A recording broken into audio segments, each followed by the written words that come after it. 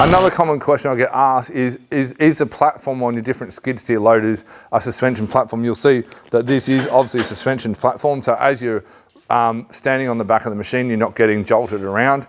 And also this one will actually hook off, so when you sit it up here like this, you can sit it if you want to get it out of the way. The T35 is not quite the same, but anyway, you get the idea. So yes, you have suspension platforms on our skid steer loaders.